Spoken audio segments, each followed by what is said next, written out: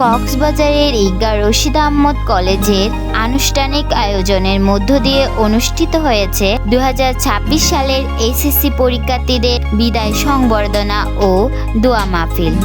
আজ 25 June college মিলনায়তনে পবিত্র কোরআন তালাওয়াতের মধ্য দিয়ে শুরু হয় বিদায় অনুষ্ঠানের মূল আনুষ্ঠানিকতা। অনুষ্ঠানের বিদায়ী শিক্ষার্থীদের পক্ষ থেকে এক আবেগঘন পরিবেশে মানপত্র পাঠ করা হয়।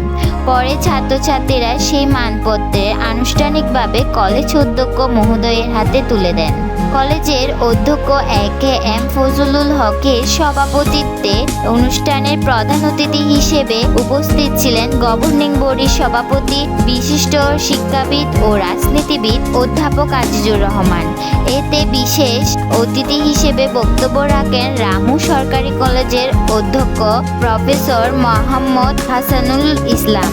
বিদায়ী শিক্ষার্থীদের উদ্দেশ্যে দিক নির্দেশনামূলক বক্তব্য দেন কক্সবাজার ইন্টারন্যাশনাল ইউনিভার্সিটির সহকারী পরিচালক ইমাম খায়ের, সহকারী পরিচালক দরবেশ আলী আরমান এবং সহকারী রেজিস্ট্রার সেলিম জাহাঙ্গীর। অনুষ্ঠানের শেষে কক্সবাজার ইন্টারন্যাশনাল ইউনিভার্সিটির সৌজন্যে বিদায়ী শিক্ষার্থীদের মাঝে শিক্ষা সামগ্রী উপহার হিসেবে তুলে দেওয়া হয়। সবশেষে এক বিশেষ দোয়া মাহফিলের মধ্য দিয়ে সমাপ্তি ঘটে ঈদগাহ রশিদ আহমদ কলেজের 2026 সালের এসএসসির বিদায় সংবর্ধনা।